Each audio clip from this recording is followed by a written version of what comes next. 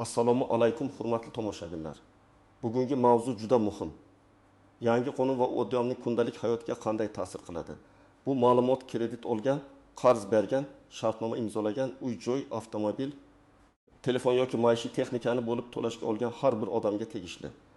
Agar siz menga aloqasi yo'q deb o'ylayotgan bo'lsangiz, shoshilmang. Chunki bitta noto'g'ri imzo, bitta tushunmasdan bosilgan rozilik tugmasi yoki bitta e'tiborsiz qoldirilgan xabar keyin katta muammoga aylanishi mumkin. Videoni oxirigacha ko'ring. Hoziroq kanalga obuna bo'ling va like bosib qo'ying. Chunki men bugun oddiy tilda amaliy misollar bilan nimalarni bilish shartligini tushuntirib beraman. Avvalo, muammoning o'zagini tushunib olaylik. Oldin ko'pchilik shartnomani oxirigacha o'qimasdan imzolardi. Bankdan kredit oladi, do'kondan telefonni muddatli to'lovga oladi. Tanishiga tilxat bilan pul beradi yoki onlayn ilovada roziman tugmasini bosadi. Keyin esa ma'lum bo'ladiki, asosiy qarzdan tashqari komissiya bor, jarima bor, penya bor, sug'urta bor, xizmat haqi bor, kechikkan kunlar uchun qo'shimcha to'lov bor. Odam 10 million so'm oldim deb o'ylaydi. Lekin yakunda 40 million, 50 million, ba'zan undan ham ko'proq to'lashga to'g'ri keladi. Muammo shunda ediki, fuqaro ko'pincha barcha shartlarni bir xil darajada tushunmasdi. Kuchli tomon esa, ya'ni bank, tashkilot yoki qarz beruvchi hujjatni o'ziga qulay qilib tuzardi. Endi yangi tartib va yangi yondashuvning asosiy mazmuni shuki, odam shartnoma imzolayotganda nimaga rozi bo'layotganini aniq bilishi kerak. Shartlar yashirin bo'lmasligi, to'lovlar tushunarli ko'rsatilishi, qarz miqdori, foizlar, jarimalar, muddatlar va majburiyatlar alohida va ravshan yozilishi kerak. Men buni faqat qog'ozdagi o'zgarish deb hisoblamayman. Bu odamlarning moliyaviy xavfsizligiga, oilaviy byudjetiga, hatto asabiga ta'sir qiladigan masala. Chunki qarz masalasi oddiy raqam emas. U uyda tinchlik bo'ladimi? Ish haqi yetadimi? Farzandning kontrakti to'lanadimi? Ijara vaqtida beriladimi? degan savollarga borib taqaladi. Endi birinchi muhim masala. Yangi tartib kimlar uchun ayniqsa dolzarb? Birinchi navbatda kredit olganlar va kredit olishni rejalashtirayotganlar uchun. Masalan, siz 20 million so'm iste'mol krediti olmoqchisiz. Reklamada oyga atigi 20 million 200 ming so'm deb yozilgan bo'lishi mumkin. Lekin siz faqat oylik to'lovga qarab qaror qilsangiz, xato qilasiz. Siz unga qancha qaytarishingizni so'rashingiz kerak. 20 million so'm olib, 24 oy davomida oyiga 20 million 200 ming so'mdan to'lasangiz, jami 28 million 800 ming so'm chiqadi. Endi savol, bu 8 million 800 ming so'm nimaning hisobidan paydo bo'ldi? Foizmi, komissiyami, sug'urtami, boshqa xizmatmi? Mana shu joyda yangi yondashuvning ahamiyati katta. Fuqaro men faqat oylik to'lovni bilardim deb qolmasligi kerak.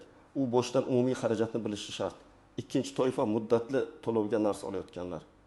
Masalan, odam do'kondan 6 million so'mlik telefon oladi.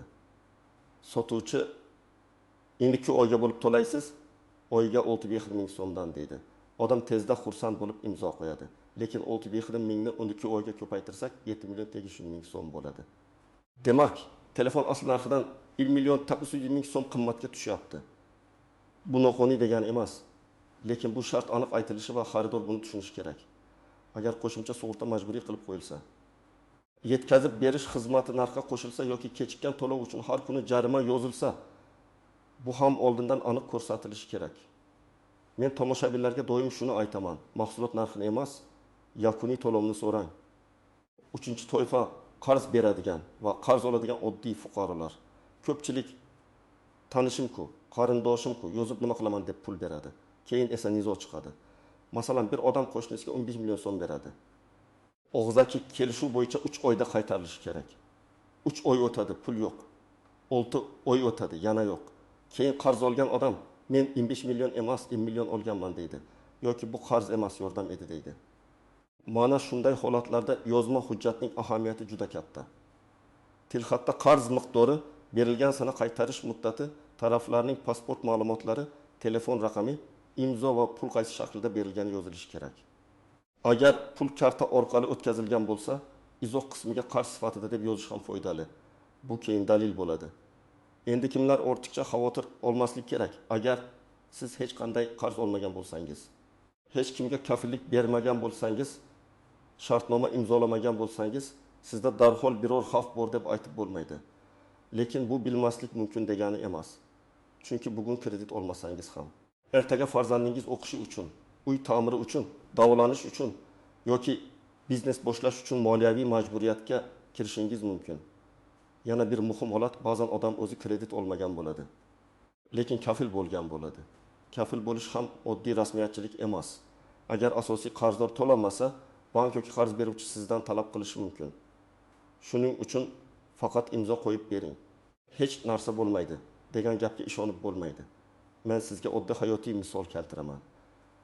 Akmal ismli odam do'stiga 30 million so'mlik kreditga kafil bo'ldi. Do'sti 2 oyda yopaman dedi.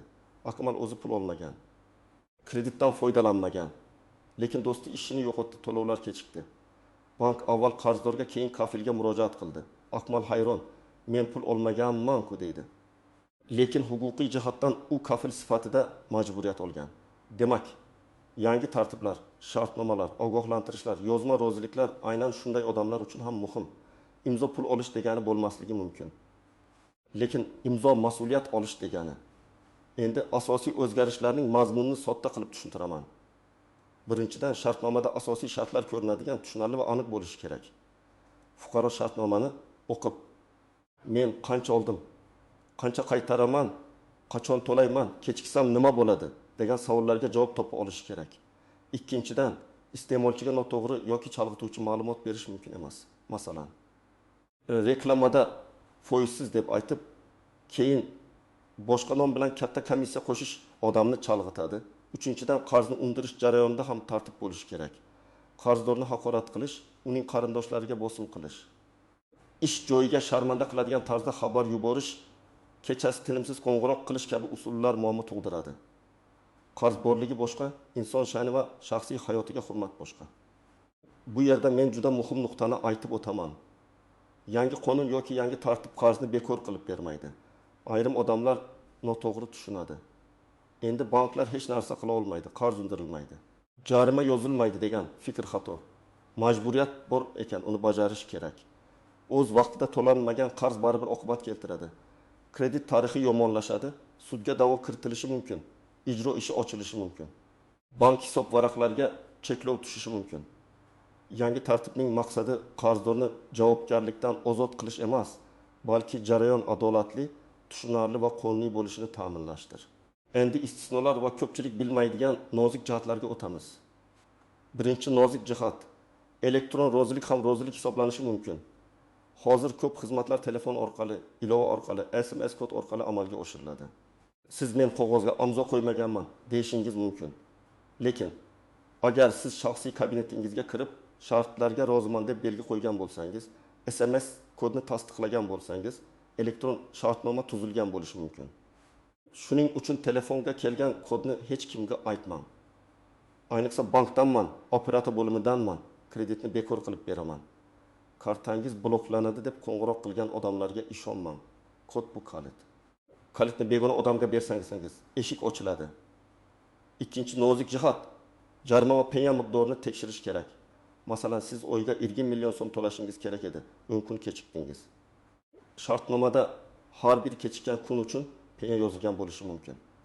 Lekin bu penya qanday hisoblanadi? Asosiy qarzdanmi, kechikkan summadanmi, umumiy qarzdanmi? Buni bilish muhim. Agar 2 million so'm kechikkan to'lov uchun jarima hisoblansa, bu boshqa narsa. Agar butun 20 million so'mlik qarzdan hisoblanayotgan bo'lsa, bu siz uchun ancha og'ir bo'ladi. Shartnomada aynan qaysi summa asos qilib olingani yozilgan bo'lishi kerak. Uchinchi nozik jihat, muddatni o'tkazib yubormang. Ba'zi holatlarda e'tiroz bildirish, da'vo qilish yoki murojaat yuborish uchun muddatlar bo'ladi. Masalan, sizga hisob-kitob noto'g'ri ko'rindi. Keyin boraman, vaqtim yo'q deb yuraversangiz muammo kattalashadi. Odatda qarz shartnoma undirish, e'tiroz kabi masalalarda hujjatlar va sanalar juda katta rol o'ynaydi. Qaysi kuni xabar keldi, qaysi kuni to'lov qilindi, qaysi kuni murojaat yuborildi, qaysi javob olindi, bularning hammasini saqlab boring. Og'zaki gapga isbotlash qiyin bo'lgan narsaga aylanadi. 4-nozik jihat. Qarzni tan olish masalasi. Agar sizga noto'g'ri qarz yozilgan bo'lsa yoki summa bo'yicha nizo bo'lsa, ehtiyot bo'ling. Ba'zan odam, "Ha, ko'ramiz, to'laymiz" deb yozib yuboradi. Keyin bu yozishma qarzni tan olganingiz sifatida baholanishi mumkin. Agar qarz summasiga rozi bo'lmasangiz, aniq yozing. Men ushbu hisob-kitobga rozi emasman. Batafsil asos va hujjatlarni taqdim etishingizni so'rayman. Bu oddiy jumla bo'lsa ham sizning pozitsiyangizni ko'rsatadi. 5-nozik jihat qarindoshlar orqali bosim. Agar siz qarzdor bo'lsangiz, sizdan qarz talab qilishlari mumkin, lekin qarindoshingizdan, qo'shningizdan, ishxonangizdagi hamkasbingizdan sizning shaxsiy qarzingizni muhokama qilish odat to'g'ri emas. Albatta, agar u odam kafil bo'lsa yoki shartnomada taraf bo'lsa, vaziyat boshqa. Lekin akangiz qarzini to'lamayapti. Opangizni ayting, ishxonangizga xabar beramiz kabi bosimlar bo'lsa, buni yozib oling, skrinshot qiling, qo'ng'iroq vaqtini qayd eting va tegishli tashkilotlarga murojaat qiling. Endi amaliy maslahatlar. Birinchi qadam. Har qanday shartnomani imzolashdan oldin umumiy to'lov summasini so'rang. Men bugun qancha olaman va yakunda jami qancha to'layman degan savolni bering. Ikkinchi savol, agar bir oy kechiksam qancha jarima bo'ladi? Uchinchi savol, muddatidan oldin yopsam qo'shimcha to'lov bormi yoki chegirma bormi? To'rtinchi savol, sug'urta komissiya xizmat haqi majburimi yoki ixtiyorimi? Bu savollar noqulay emas. Bu sizning huquqingiz va moliyaviy xavfsizligingiz. Ikkinchi qadam, hujjatlarni yig'ing va saqlang. Kredit shartnomasi, to'lov jadvali, kassa cheklari, bank ilovasidagi to'lov kvitantsiyalari, SMS xabarlar, elektron pochta javoblari, do'kon bilan yozishmalar, kafil bo'lgan bo'lsangiz kafillik shartnomasi, tilxat, karta o'tkazmasi skrinshotlari. Bularni faqat telefonda saqlamang. Telefon yo'qolishi, o'chib ketishi, ilova yangilanishi mumkin. Muhim hujjatlarni elektron pochta manzilingizga yuborib qo'ying yoki alohida papkada saqlang. Uchinchi qadam, agar sizga noto'g'ri summa hisoblangan bo'lsa, darhol yozma murojaat qiling. Murojaatda hissiyot emas, fakt bo'lishi kerak. Masalan, men falon sana, falon raqamli shartnoma bo'yicha to'lovlarni amalga oshirib kelmoqdaman. Shaxsiy kabinetda ko'rsatilgan qarz summasi men hisoblagan summadan farq qilmoqda. Iltimos asosiy qarz foiz penya. Komissiya va boshqa to'lovlar bo'yicha batafsil hisob-kitobni taqdim eting. Mana shunday yozing. Nega meni aldadinglar deb yozishdan ko'ra hujjatli talab kuchliroq. To'rtinchi qadam, qarzni to'lay olmayotgan bo'lsangiz, yashirinmang. Eng katta xato shu. Odam telefon ko'tarmaydi, xabarga javob bermaydi, bankka bormaydi. Natijada qarz kattalashadi, jarimalar qo'shiladi, masala sudgacha boradi. Agar vaqtincha qiyinchilik bo'lsa, restrukturizatsiya, muddatni uzaytirish, to'lov jadvalini o'zgartirish, qisman to'lash imkoniyatlarini so'rang. Masalan, siz oyga 2 million so'm to'lay olmasangiz, hozircha 20 million so'mdan to'lashni taklif qiling. Har doim yozma iz qoldiring. Og'zaki mayli, keyin to'laysiz degan gapga suyanmang. 5-qadam, kafil bo'lishdan oldin o'zingizga 3 ta savol bering. Birinchisi, agar asosiy qarzdor umuman to'lamasa, men bu qarzni o'zim to'lay olamanmi? Ikkinchisi, men uning daromadi, xarajatlari va intizomiga ishonamanmi? Uchinchisi, men shartnomani o'qib chiqdimmi? Agar shu 3 savoldan bittasiga ham aniq ha deb javob bera olmasangiz, kafil bo'lmang. Qarindoshlik, do'stlik, uyalish, odamlarning gapi sizning kelajakdagi moliyaviy muammongizni yopib bermaydi. 6-qadam, agar sizga bosim qilinayotgan bo'lsa, dalil yig'ing. Qo'ng'iroq qilgan raqamni yozib oling. Qo'ng'iroq vaqtini qayd eting. Xabarlarni o'chirmang, ovozli xabarlarni saqlang, skrinshot qiling. Keyin tashkilotning o'ziga rasmiy shikoyat yuboring. Agar natija bo'lmasa, iste'molchilar huquqlarini himoya qiluvchi organlarga, Markaziy bankning murojaat kanallariga, sudga yoki huquqshunosga murojaat qilish mumkin. Muhimi menga shunday deyishdi emas, mana sana, mana raqam, mana xabar, mana skrinshot deb ko'rsata olish kerak. 7-qadam. Firibgarlikdan ehtiyot bo'ling. Hozir ko'p odamlar aynan yangi tartiblar, kreditlar, jarimalar mavzusidan foydalanib aldashadi. Qarzingizni o'chirib beramiz, kredit tarixingizni tozalaymiz, jarimani bekor qilamiz. Suddan oldin hal qilib beramiz deb pul so'rashadi. Hech kimga oldindan pul o'tkazmang. Pasport rasmini, karta ma'lumotlarini, SMS kodini bermang. Rasmiy idora yoki bank hech qachon sizdan maxfiy kodni so'ramaydi. Agar sizga shubhali qo'ng'iroq bo'lsa, o'sha tashkilotning rasmiy raqamiga o'zingiz qayta qo'ng'iroq qiling. Endi yana bir real misol. Dilnoza opa 12 million so'mlik maishiy texnikani muddatli to'lovga oldi. Oylik to'lov 1 million 7 ming so'm deb aytildi. U 6 oy to'ladi, keyin 1 oy kechikdi. Keyingi oy qarasa, qarz kutilganidan ancha ko'p. Sababini so'rasa, penya, SMS xizmati sug'urta, kechikish uchun qo'shimcha xarajatlar qo'shilgan. Agar Dilnoza opa shartnomani boshida olib, to'lov jadvalini alohida saqlaganida, har oy to'lovdan keyin qoldiq qarzni tekshirganida muammo tezroq aniqlanardi. Demak, nazorat faqat tashkilotning vazifasi emas. Fuqaro ham o'z majburiyatini kuzatib borishi kerak. Yana bir misol. Jamshid akaga noma'lum raqamdan qo'ng'iroq qilib, sizning nomingizga kredit rasmiylashtirilmoqda. Bekor qilish uchun kodni ayting deyishdi. U xavotirga tushib kodni aytdi. Keyin bilsa, uning nomiga onlayn kredit olingan. Bunday holatda birinchi ish darhol bank yoki moliyaviy tashkilotga murojaat qilish, kartalarni bloklash. Ichki ishlar organlariga ariza berish, operator va bankdan tegishli ma'lumotlarni so'rash. Eng muhimi, vaqtni bo'y bermaslik. Bir kun ham ahamiyatli bo'lishi mumkin.